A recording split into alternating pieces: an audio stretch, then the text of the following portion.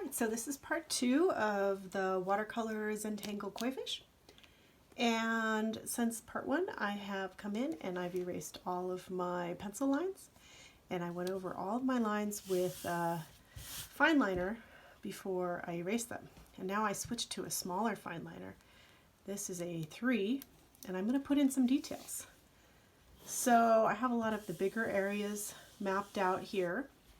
And I want to make it really interesting. So to have a zentangle, you want lots of patterns.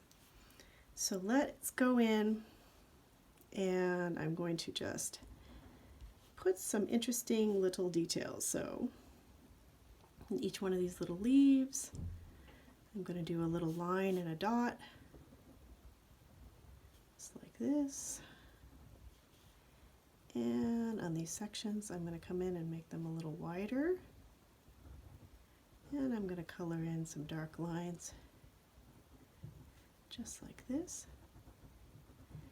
And you would use any pen that you're using. You can use your ballpoint pen. If you have fine liners, that's great.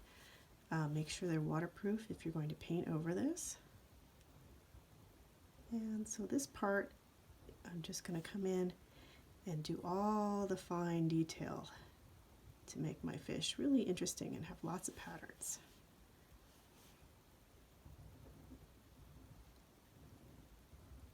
Let's see. So I have these little black dots. I'm going to color those in. And zentangle design is mostly just like doodling. So if any of you like to doodle, you'll probably be good at doing all these little random patterns. And I have some students that are always doodling little line patterns. I always find it so interesting to watch. So he has this little fin that goes across his body. I'm going to make some stripes on it. And I'll probably paint that a different color than the rest of his body so it really stands out. Let's see, what else can we put in him? So lots of kind of fluid shapes. You can do petals and flowers and those kind of things. It really depends on what mood you're in. I went through this phase where I started drawing little arrows on everything I did. So if you're like me, all of your notes that you take have little tiny drawings all over them.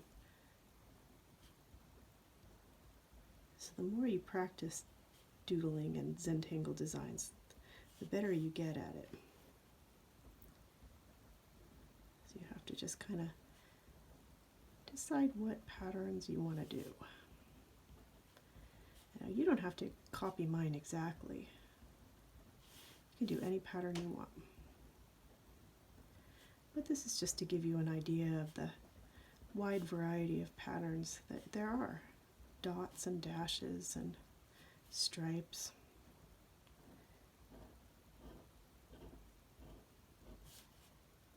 Just like that.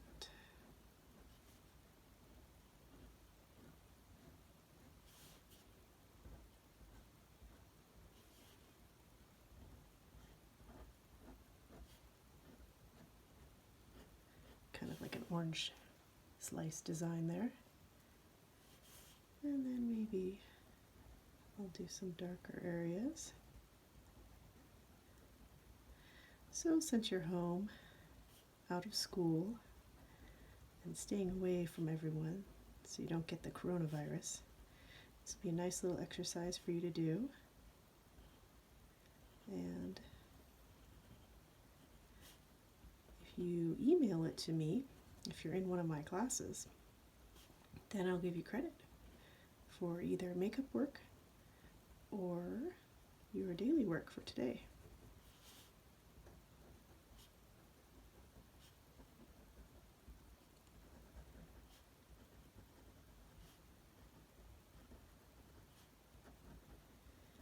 All right, what else?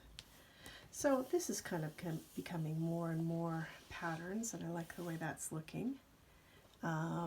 Let's do something up here. So let's see, I didn't finish this fin, so I'm going to come in and put some lines on this little fin here. then on his scale, I'm going to do a little flower pattern. So I'm just doing long loop shapes, just like that. Coming from the middle, going back to the same kind of area, just like that. And all of these little areas that we're creating with our pens are giving us more and more spaces to be able to put lots of color when we color it in.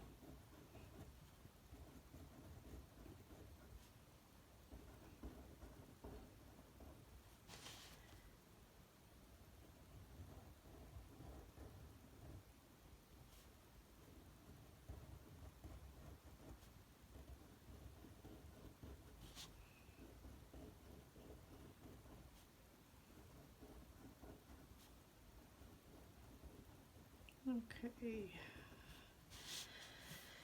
and you just want to check it, make sure you have your patterns all the same way everywhere. And maybe I'll put a little dot on each one of these little points, just like so. And he wouldn't be a koi fish if he didn't have some silly little whiskers. So let's give him some whiskers. Make him a little koi fish here.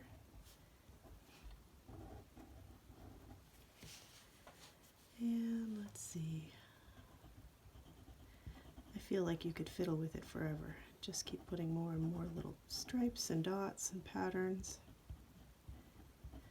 This will give it a very kind of cartoony or folk art looking design here.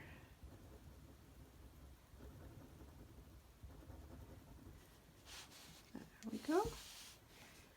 All right. Maybe he has some fins right in here. Some little gills. And that looks pretty good. So now I'm going to pause and I will move to the background in the next video. All right.